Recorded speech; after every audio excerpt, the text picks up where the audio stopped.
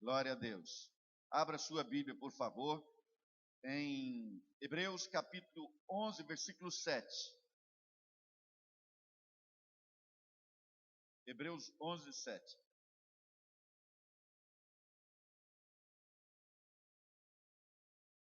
Você, nosso convidado, querido, seja muito bem-vindo em nome de Jesus. É um prazer ter você aqui. Desde já fique sabendo que você é o nosso convidado especial. Significa dizer que, voltando por aqui, você está voltando para a sua casa. Sinta-se à vontade.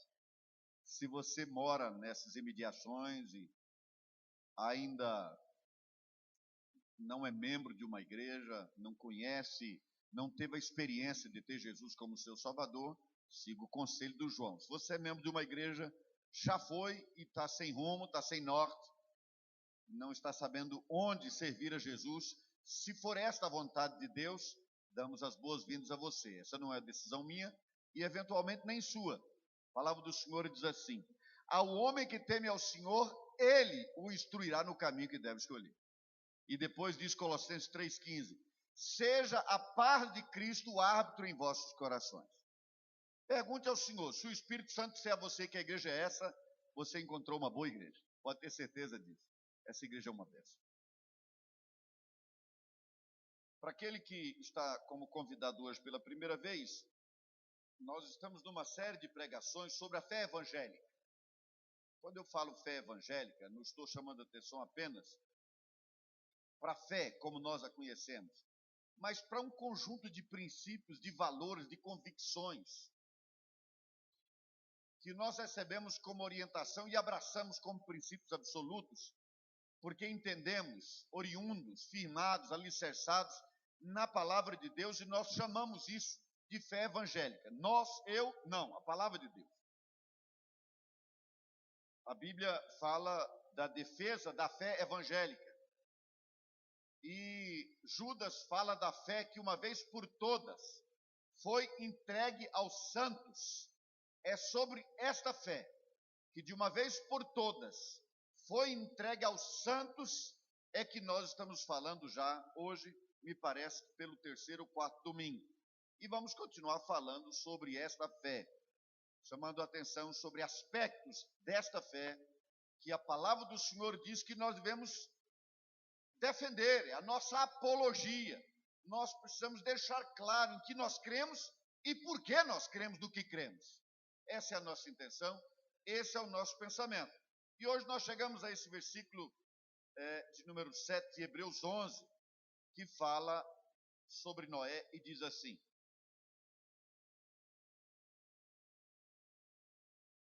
pela fé Noé, divinamente instruído acerca de acontecimentos que ainda não se viam, e sendo temente a Deus, aparelhou uma arca para a salvação de sua casa, pela qual condenou o mundo e se tornou herdeiro da justiça, que vem da fé. Agora, Gênesis 6, de 7 a 10. Gênesis 6, 7 a 10.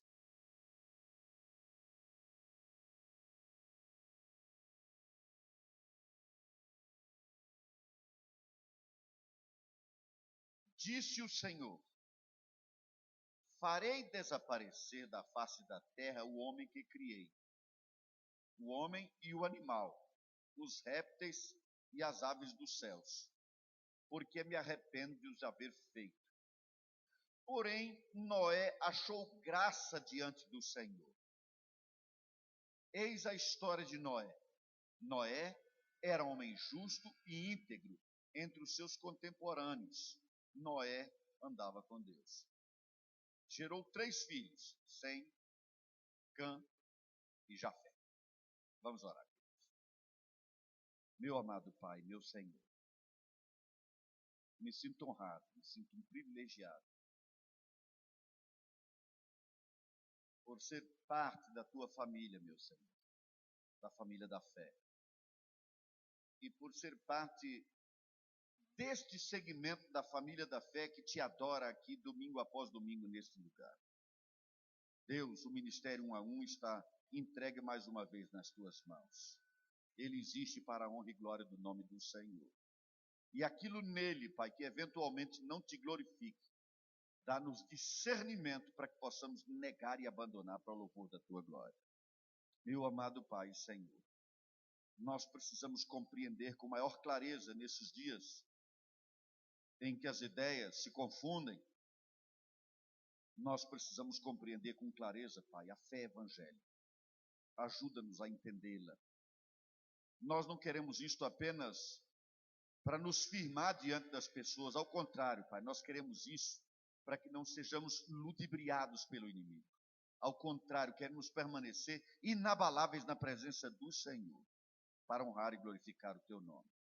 Deus, eu me apresento diante do Senhor agora, reconhecendo a minha indignidade e clamando por tua misericórdia e graça. Use esse teu servo, Senhor, e ministra na minha própria vida e na vida do povo que está reunido aqui nesta noite, e eu sei que o Senhor ama. É a minha oração sincera, em nome de Jesus. Amém, Pai. Amém. Meus amados, muitos programas de televisão, filmes, têm discutido essa questão do dilúvio. Arca de Noé. Um daqueles que pousou na Lua, por exemplo, passou um bom tempo tentando localizar restos da arca. Se já acharam o resto dessa arca ou não acharam, não sei. Mas uma coisa eu sei porque ninguém me falou e eu vi. E eu achei, de fato, inusitado. A mandíbula de um tubarão encontrada na Chapada dos Guimarães. Onde é que fica a Chapada dos Guimarães? Mato Grosso. Você sai de Cuiabá, vai na direção norte, sobe e aí chega naquele platô bonito com aquelas cachoeiras todas. E ali naquela região eu vi num museu particular de um pesquisador lá de Cuiabá os dentes, assim, aquela boca enorme de um tubarão encontrado na Chapada dos Guimarães. Isso me faz pensar o seguinte: primeiro, é uma confirmação do dilúvio, que eu não dependia daquilo para saber que o dilúvio aconteceu. Mas para os céticos está aí uma confirmação. Segundo, o dilúvio foi universal. Ele alcançou o mundo todo. Houve um momento que os tubarões nadaram na Chapada dos Guimarães. E eles nunca voaram. Tubarão sempre foi tubarão. Mas aconteceu. Vocês sabem, queridos, as pessoas têm um enorme grau de dificuldade de acreditar naquilo que aparentemente a ciência não possa explicar. Então eu preciso antecipar desde agora o seguinte, queridos: a palavra de Deus e a fé do discípulo de Jesus não precisa de fiador, não depende de fiador. Eu sei que há um grande interesse de alguns irmãos e irmãs em escrever livros, fazer pesquisas que busquem comprovar pela ciência o que a Bíblia já disse. E aí a gente faz festa, por exemplo, quando a gente lê lá no livro de Jó sobre a redondeza da terra. E a gente está vendo, demorou-se muito tempo, se tivessem lido a Bíblia já sabia que a terra é redonda, etc. E a gente vibra quando a ciência confirma alguma coisa. Nós não precisamos de comprovação nenhuma da ciência para vibrar por nada. Porque a fé evangélica não depende de fiador. Nós cremos porque é a palavra de Deus. É a palavra de Deus, ponto. Não precisamos que ninguém diga que eu concordo. Não estou dizendo que não se possa mencionar esse ou aquele personagem da história que também creu como nós. Mas que ninguém pense, queridos, que nós precisamos disso para confirmar aquilo que nós já temos como convicção. E aqui nós temos mais um personagem dessa sequência elencada de personagens que são conhecidos por nós como heróis da fé. E agora nós chegamos a essa figura interessantíssima de Noé. Nós não sabemos com precisão, não podemos precisar, quantos anos exatamente se passaram entre Adão e Noé. Com certeza foram centenas de anos, mas não podemos precisar. Os números aí são muito distantes, depende da maneira como se faz o cálculo. Mas a verdade incontestável é que havia muita gente sobre a face da terra. E o texto aqui diz, queridos, usando uma linguagem que nós devemos entender que é uma linguagem antropomórfica, significa dizer que está se referindo a Deus, mas para que nós compreendamos, utiliza-se uma linguagem que parece se referir a homem, quando diz assim que Deus se arrependeu de tudo que tinha criado e resolveu destruir tanto os homens quanto os animais. Esta palavra arrependimento a nós transporta-nos para aquela ideia de que, puxa, vacilei, errei, falhei, vou fazer de novo. Não é essa a ideia. Não é essa a ideia. Não pense no nosso entendimento de metanoia, de mudança de mentalidade, no sentido de pequei, mas agora não quero pecar mais. Mas no sentido de que Deus mudou a sua caminhada, o seu projeto, a sua maneira de continuar na trajetória inicialmente traçada. E nós já sabemos, não vou entrar nesse aspecto do que aconteceu, porque aconteceu, mas o fato incontestável é que havia tanta violência, havia tanta corrupção, havia uma degeneração tal entre os seres humanos. E aí o texto, se você tomar tempo para ler em casa, vai trazer um relato que nós não temos como explicar com precisão. Quando fala dos filhos dos homens fazendo as filhas dos homens, aliás, das filhas de Deus fazendo sexo com os filhos das trevas, filhos dos homens. Bom, é uma confusão muito grande que, na verdade, eu já não lembro exatamente como é. Filho de Deus com as filhas dos homens. Seja como for, queridos, alguns dizem foram anjos com as mulheres. Isso não tem comprovação bíblica. Nenhum texto diz assim que anjo, porque para ele vir fazer isso, ele já teria que ter saído da sua condição. E Jesus disse assim, anjo não casa, nem estudar em casamento, tem nada disso. Pelo contrário, quando ele vai falar que a gente não vai casar na eternidade, ele diz assim, são anjos como os anjos, que não casam. Então, sem dúvida, não era isso. Agora, o que exatamente a Bíblia se referia como filhos ou filhas de Deus e dos homens, a gente não tem com precisão. O fato incontestável, queridos, é que a humanidade tinha se degenerado completamente. E Deus disse, vou começar de novo. Vou começar de novo. Esse começar de novo não tinha como começar de novo como um ser perfeito. O primeiro foi Adão e Eva. Aceitaram a indução do inferno para o pecado, caíram em pecado e nos levaram, nos arrastaram nesse desastre. No caso de Noé, queridos, fica mais do que evidente de que o pecado continuou com ele. Logo na sequência, na formação da família, a gente percebe a presença do pecado a partir da própria figura dele mesmo, que fica bêbado na sequência. É impressionante, mas foi assim que aconteceu. A única divina semente perfeita que veio a esse mundo, queridos, foi Jesus, que tentado não caiu em pecado, certo? Mas Deus resolveu recomeçar por meio desse homem. Agora, queridos, a situação não era nada fácil, mas nós temos aqui na pessoa de Noé algo que eu considero muitíssimo interessante.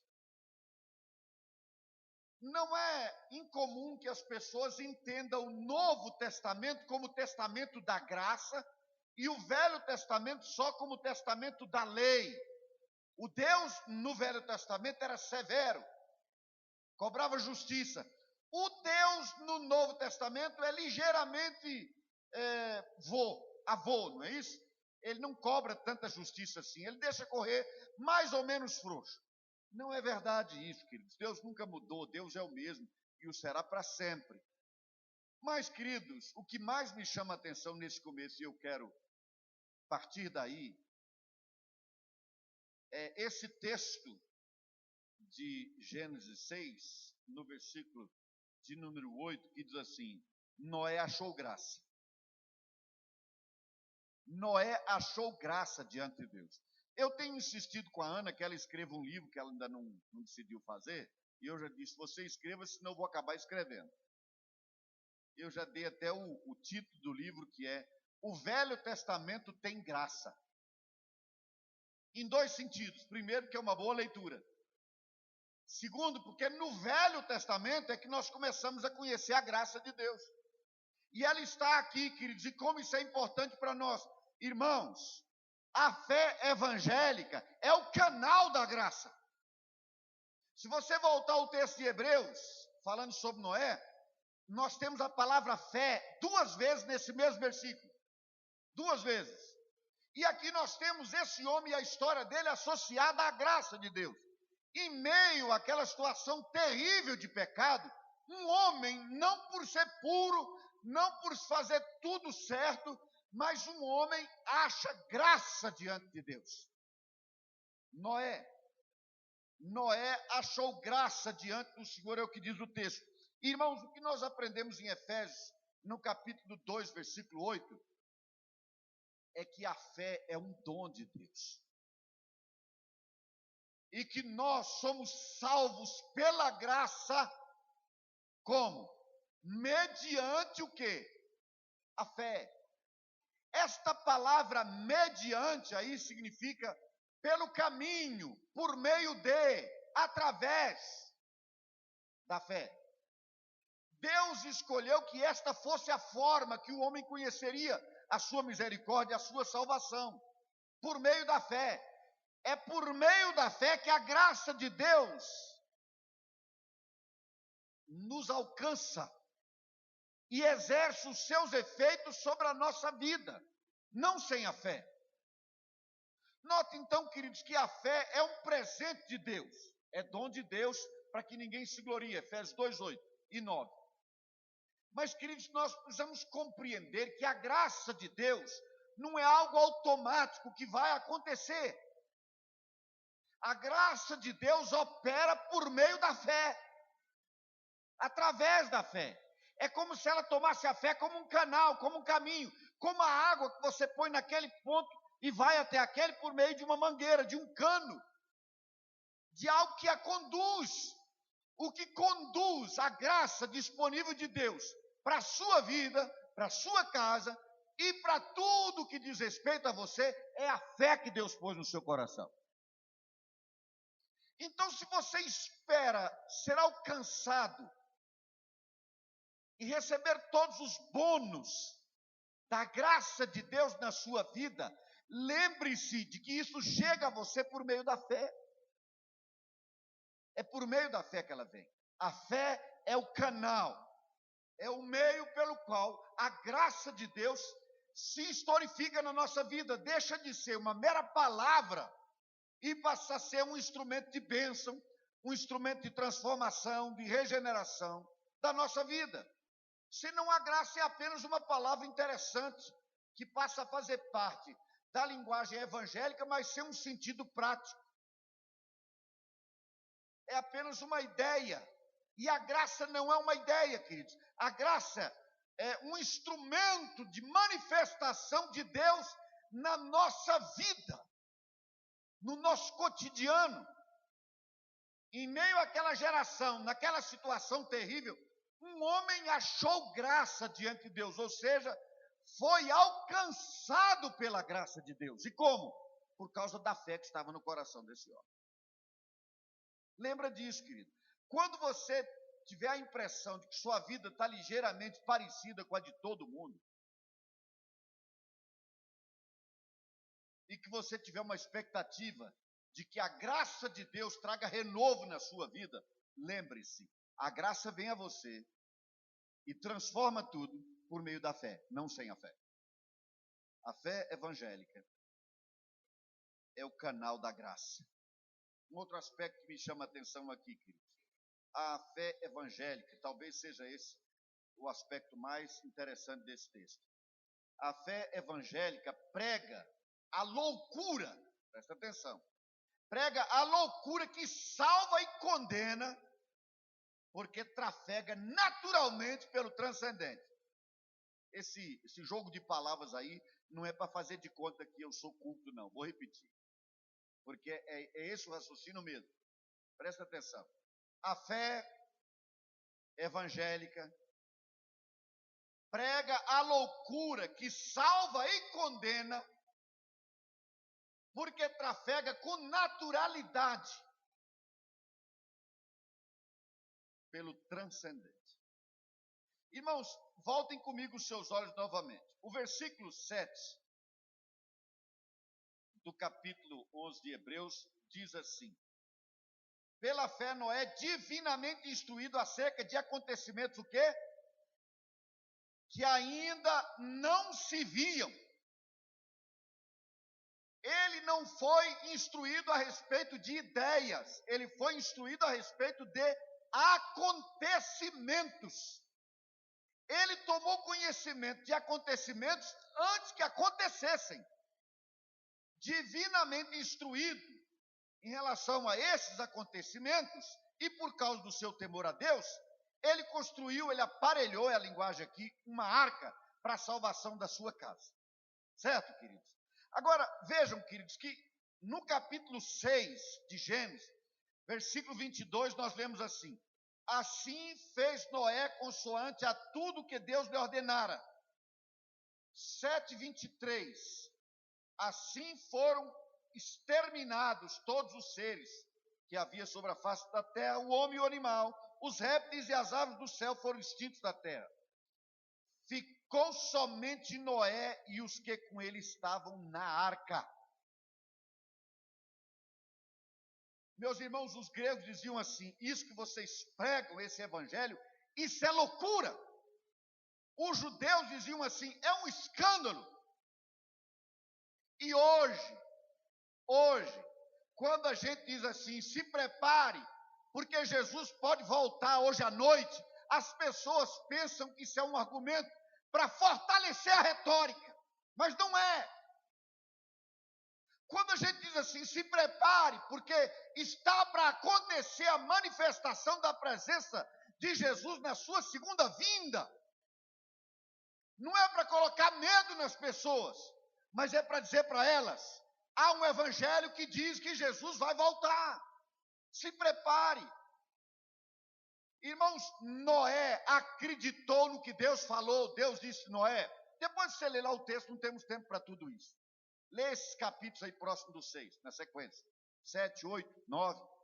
Ele diz assim: Noé, vai haver uma chuva, um dilúvio, e toda a vida vai perecer. Toda a vida na face da terra, tanto de homens quanto de animais, vai morrer tudo. Então constrói uma arca e põe nela a sua família. Segundo o livro de Pedro, queridos, diz que Noé se tornou um pregador da justiça. Olha que interessante. Ele não era só um construtor de arca. Deus não chamou para ser um mero carpinteiro, queridos, para fazer uma peça interessante. O que nós aprendemos aqui, queridos, segunda de Pedro, capítulo 2, versículo 5, diz que Noé foi pregador da justiça. Pregador da justiça. Mas vocês podem imaginar, irmãos, aquele homem construindo uma arca e dizendo: vai acontecer uma chuva terrível. Durante muitos dias vai cair água do céu. E todo mundo vai morrer. Então, gente, se preparem. Quanto tempo ele levou fazendo isso, também nós não podemos precisar. Há opiniões.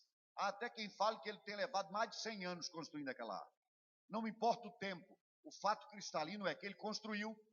E aí o texto diz, curiosamente, queridos, que por meio dessa arca, ele se salvou e fez o que em relação ao mundo? Condenou o mundo. O apóstolo Paulo diz que o evangelho é aroma de vida para os que se entregam a Jesus, e é um cheiro nauseabundo de morte para os que se recusam a receber a salvação em Cristo Jesus. A justiça de Deus em Cristo não é pregada apenas para que os eleitos sejam alcançados, mas para que haja condenação para aqueles que rejeitam a Cristo. Essa é a fé evangélica. Durante muito tempo, enquanto construía, Noé pregou. Ninguém, até onde se sabe, nem uma única pessoa pediu carona nessa arca. Nenhuma pessoa procurou para dizer: Noé, eu acredito no que você está falando. E por que elas não acreditam, queridos? Porque, irmãos, só pode acreditar quem enxerga, quem vê, quem transita, quem caminha pelo transcendente, pelo que vai além da nossa compreensão humana. A fé nos leva a isso, queridos. A fé nos leva a ter como natural aquilo que para as pessoas é uma loucura. Essa é a fé evangélica. Por isso, quando a gente diz assim, Jesus pode voltar hoje à noite, repito, queridos, isso não é um argumento retórico para convencer ninguém a se entregar a Cristo, isso é um aviso. Porque de fato ele pode voltar hoje à noite.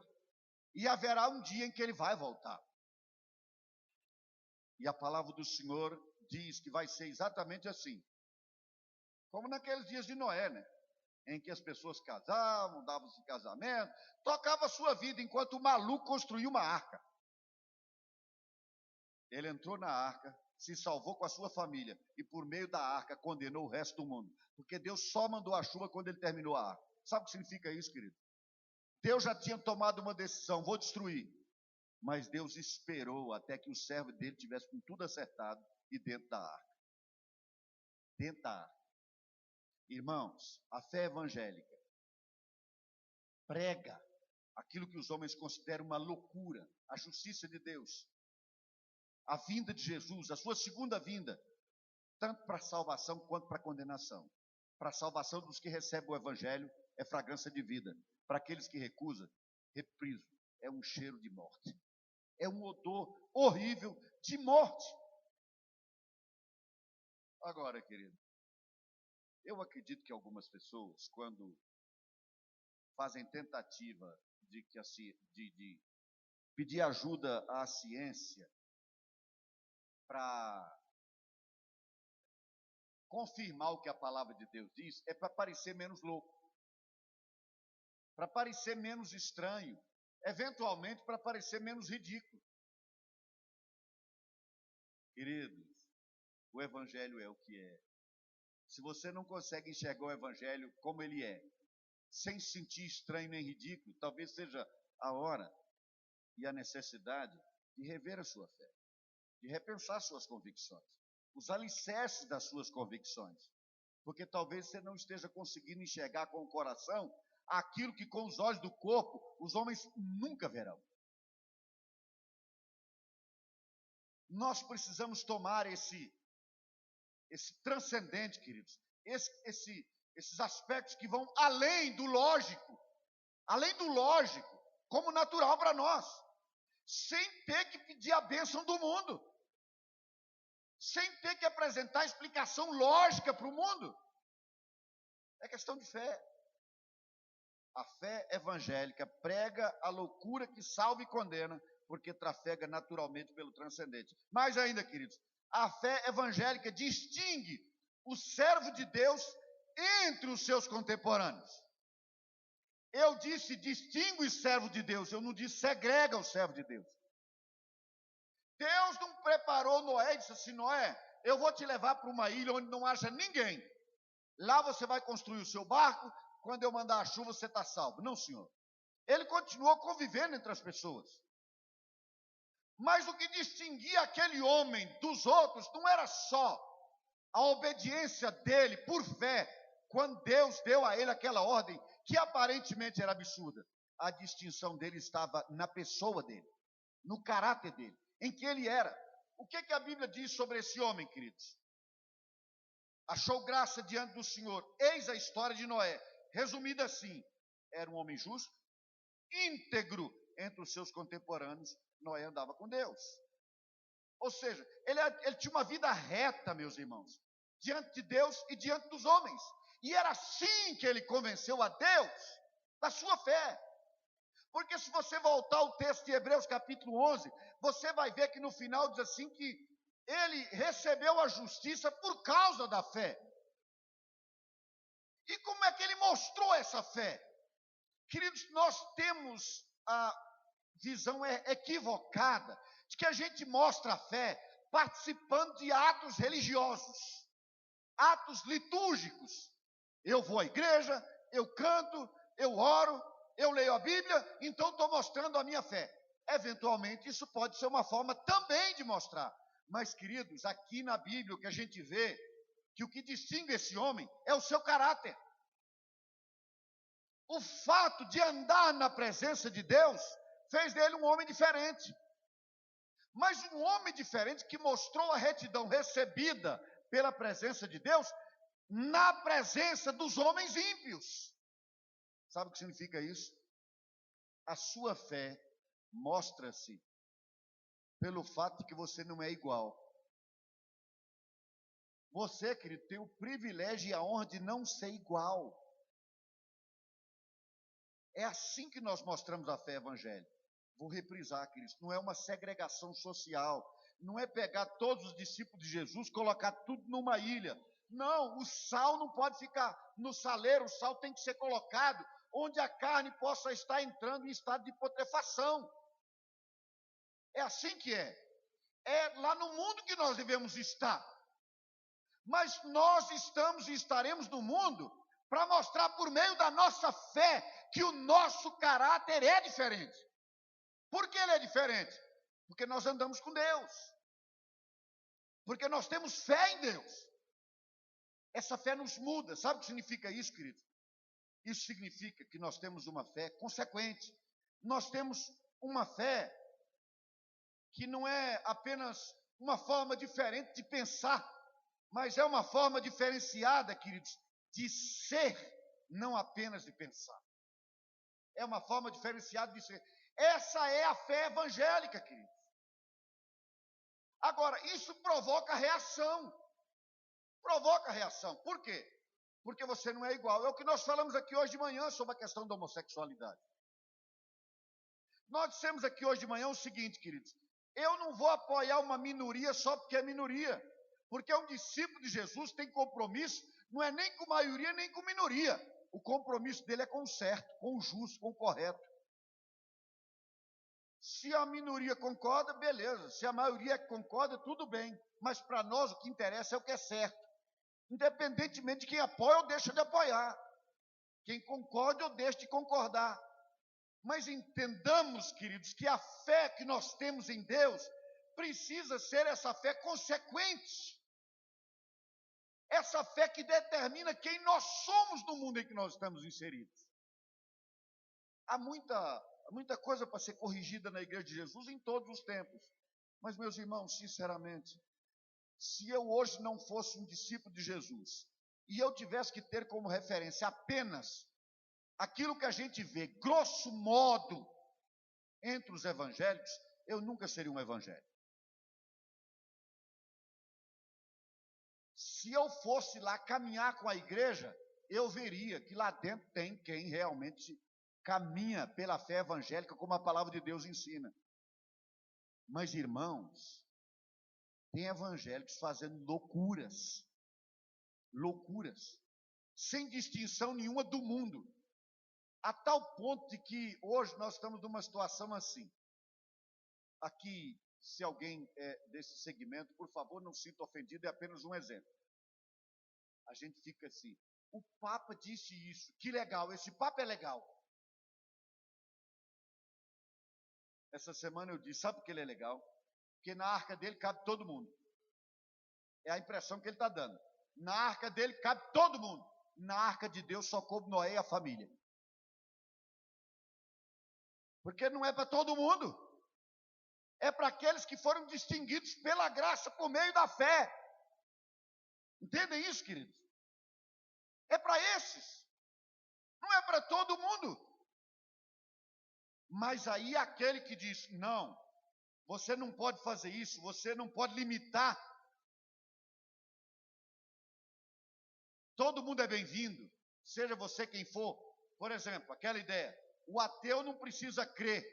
Vocês acompanharam isso? O ateu não precisa crer para ser salvo.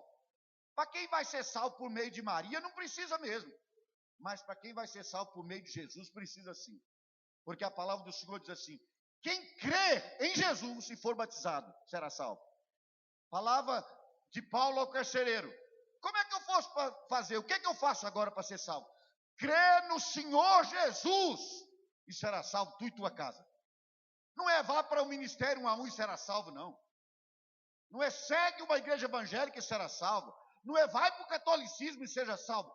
Crê no Senhor Jesus e será salvo. Ponto.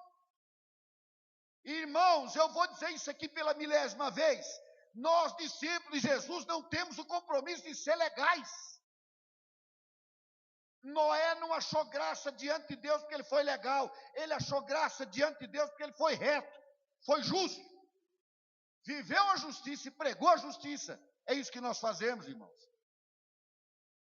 E há uma possibilidade, e não é remota, de que com os dias daqui para frente, a coisa vai ficando mais apertada para o nosso lado.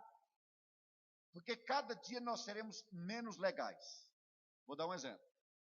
Se essa igreja estivesse hoje, por exemplo, no berço do evangelho para o Brasil, que foram os Estados Unidos, nós estaríamos em maus lençóis.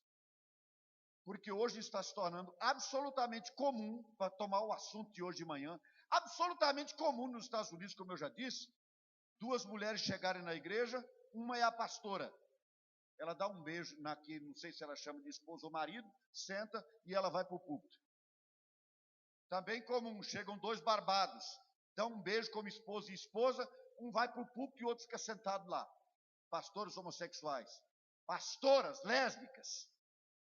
E esse é o politicamente correto. Todo liberal é legal. Lembra que eu já disse isso? Todo liberal é legal. Nós não temos que ser legais, queridos, nós temos que ser certos. Irmãos, a fé evangélica, por causa dela, por causa do nosso compromisso, por causa do abraço consequente nosso e de Deus em nós, em relação à fé evangélica, há uma distinção espiritual, queridos. Noé se distinguiu de todos da sua geração. Se distinguiu de tal maneira que Deus resolveu utilizá-lo para reiniciar tudo. A despeito de ser ele um pecador, quero deixar mais uma vez bem claro. Ele era um pecador também, queridos. Ele era um pecador. Mas ele achou graça diante de Deus porque ele era diferente. Querido, meu filho está sentado por aí ou não? Acho que não. Então eu não vou expor muito. Não vai ser um mico para ele. Mas eu me lembro quando o Diogo vinha dialogar comigo sobre o que acontecia no Mackenzie, onde ele estudava. E ele tinha esse argumento, me lembro que ele dizia, quando era menino, pai, mas os meninos. Eu dizia, filho, não abra mão do seu privilégio de não ser igual. Você tem o privilégio, meu filho, de não ser igual, não abra mão disso. Não abra mão disso.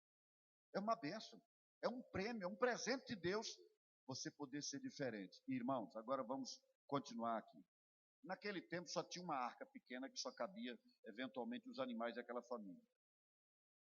A arca de hoje, Davi, cabe todo mundo. Cabe, cabe. Desde que queiram vida nova. Cabe desde que queiram nascer de novo. Não cabe todo mundo, é sem mudança, sem transformação.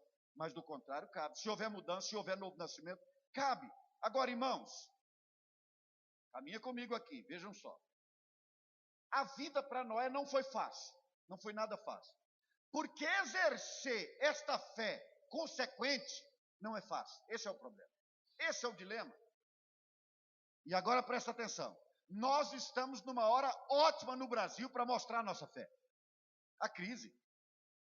Essa é uma boa hora para saber quem é quem. Não para mim, porque eu não tenho que ficar fiscalizando vida de ninguém. Mas Deus, será que Deus faz isso? Deuteronômio capítulo 8. Em casa você confere. Leia aquele capítulo lá e Deus vai mostrar o seguinte. Eu fiz vocês ficarem no deserto, indo para a terra que eu prometi, com um propósito. Qual era o propósito de Deus? Se lembra, queridos? Deus diz assim, eu fiz isso para humilhar vocês. Que é isso, Deus? Para humilhar, sim, Senhor. Eu fiz isso para humilhar vocês e provar vocês e testar o coração de vocês para saber se vocês seriam obedientes ou não. Ah, irmãos, é aí que o discípulo de Jesus se distingue. Todo mundo está por aí, murmura, chora, diz não aguento, gente pensando em se matar, desistir da vida, o desespero de não ter mais o mesmo status social, crise, problema financeiro, etc. E vai ao desespero. É nessa hora que você mostra que você se distingue por causa da fé evangélica no seu coração.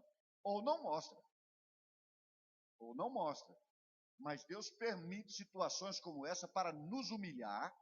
Veja bem, humilhar, provar e ver o que está no nosso coração.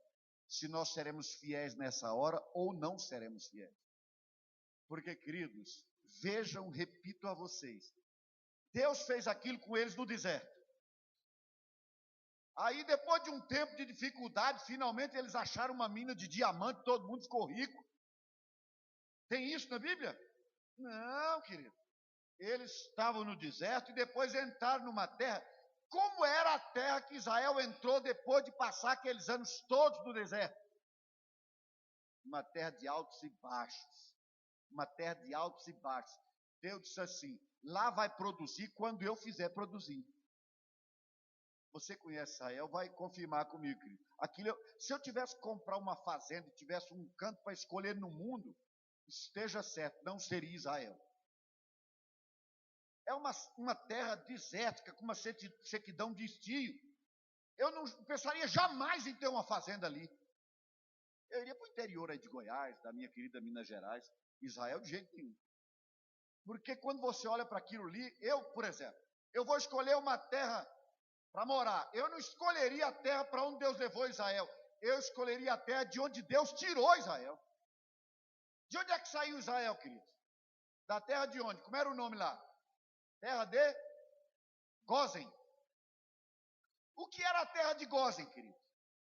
A terra de Gósen era simplesmente o lugar onde houve a primeira experiência no mundo de irrigação natural por canais. Era o delta do rio Nilo. Era simplesmente uma das terras mais férteis do mundo. E por que o povo de Israel foi levado para lá? Por causa de José que estava mandando. O faraó falou: por onde é que você quer levar seus parentes? Para a terra de Gósen, que ele não era besta. Levou tudo para lá. Deus tirou Israel de uma das partes mais férteis do mundo, conduziu por meio de um deserto e introduziu esse povo numa terra que só produz quando Deus disser: produza. E quando é que Deus disse que a terra ia produzir, irmãos? E quando é que ela não produziria? A terra vai produzir quando vocês andarem comigo, na minha presença, e fazer o que eu estou mandando. E o dia que pular fora desse riscado, a terra não produz. Essa é a fé evangélica. Você caminha pelo deserto para entrar numa terra seca e vai feliz da vida. Feliz da vida? Será que é possível isso?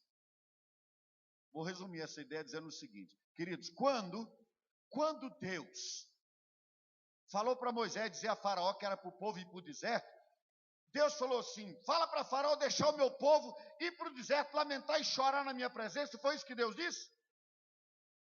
Deus disse que no deserto aconteceria o quê, irmãos? Uma festa. Pensou isso? Uma festa.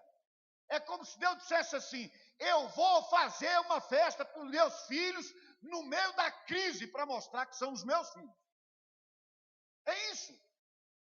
Mas não é tirando ele da crise, não. É mostrando na vida dele que com crise ou sem crise ele é meu filho. Com crise ou sem crise ele caminha na minha presença. Com crise ou sem crise ele se distingue dos demais. E tem uma vida reta, uma vida justa.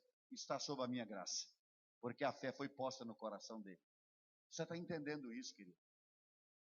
Essa é uma hora ímpar para você mostrar que tipo de fé você tem.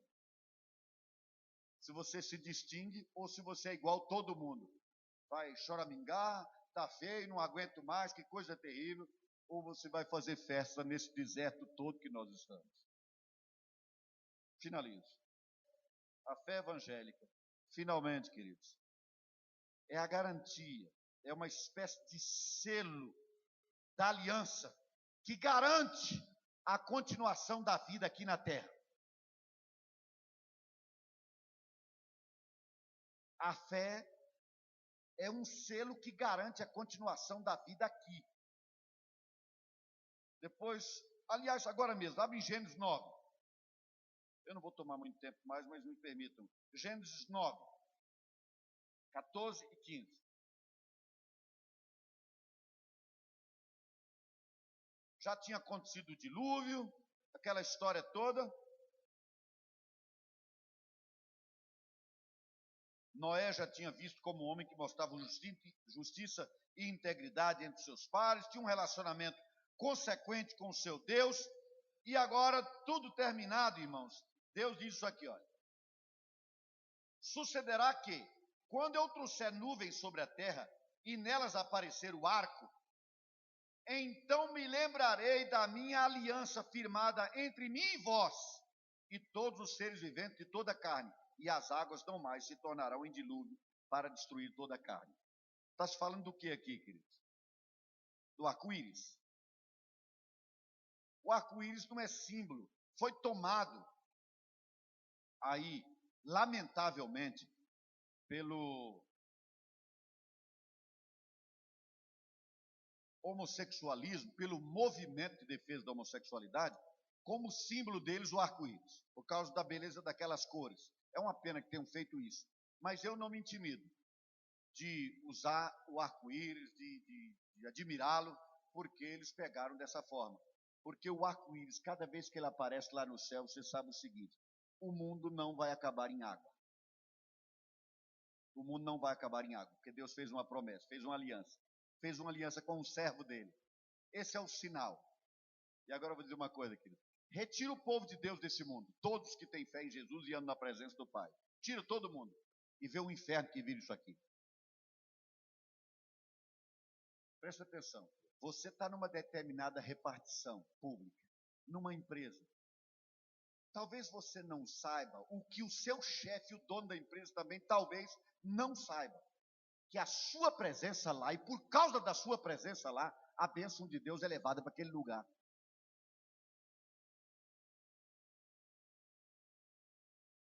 Deus fez uma aliança. E queridos, por causa do povo de Deus, a mão de Deus ainda está estendida sobre esse mundo.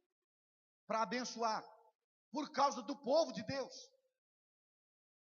Eu anotei aqui uma notícia curiosa, veja se não é.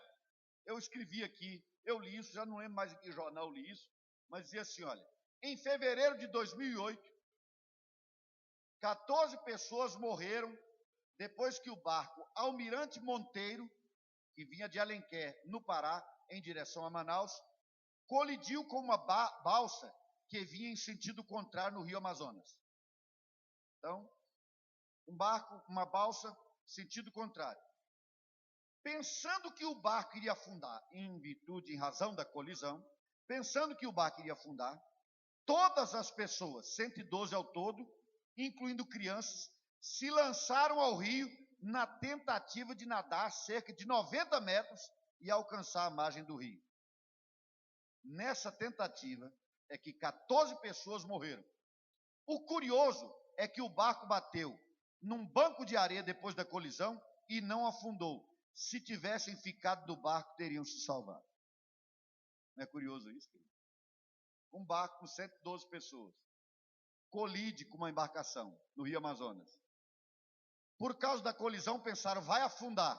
As 112 pessoas se lançam no rio para nadar 90 metros para se salvar pelas suas próprias forças. Abandonaram o barco. 14 morreram afogados. O barco não afundou, porque depois de colidir, ele parou num banco de areia. Se tivesse ficado dentro do barco, não teria morrido ninguém. Queridos, o Evangelho de Jesus é esse barco. Mas a gente fica tentando se salvar com as nossas próprias forças. Não é a pregação da fé evangélica, queridos. Não. Não é. A gente continua no barco. Mas peraí, ele bateu. Fazendo água. Olha, tem água entrando aqui. Você está no barco no qual está Jesus. E o barco está Jesus não afunda. Entende isso, querido? Você se lembra aquele dia que os discípulos ficaram apavorados, pensando, o barco vai afundar, vai afundar. Eles tinham que ter parado para pensar um pouquinho. Gente, Deus veio ao mundo, se fez gente para morrer afogado, não teria sentido isso. O barco não vai afundar. Não, mas tem uma tempestade, está entrando água no barco, deixa entrar. Mas a coisa está feia para o meu lado, deixa ficar. Querido, a sua fé se mostra nessa hora e desse jeito. Você continua no barco. Você continua firme. Mas parece que vai dar tudo errado. Fica na boa, fica na tua. A água está caindo, o mundo todo está sendo tomado de água, tudo está morrendo, até os peixes. Mas você vai ficar vivo, fica de boa. Você está no barco que Deus mandou fazer. Entende isso, querido? Irmãos, a fé não é algo etéreo, não é imaginação. A fé é algo que se vive no cotidiano. No cotidiano. Ou você acredita que Deus deu a vida do Filho dele para salvar você, para tirar sua vida do inferno, para depois te deixar à mercê das crises? Não, a crise vai acabar com a vida dele. Não tem nada que possa acabar com a sua vida, querido. Nem com a alegria de Deus no seu coração. O que é que pode nos separar do amor de Deus? Nada. Nem o inferno multiplicado pode nos separar. Mas nós temos que aplicar isso ao cotidiano, amados.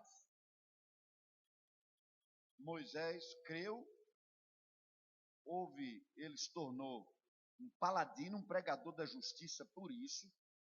Ele se salvou com a sua família e o resto do mundo foi condenado. Levou um tempão para construir o barco, todo mundo rindo da cara dele. E ele lá dentro, chuva caindo.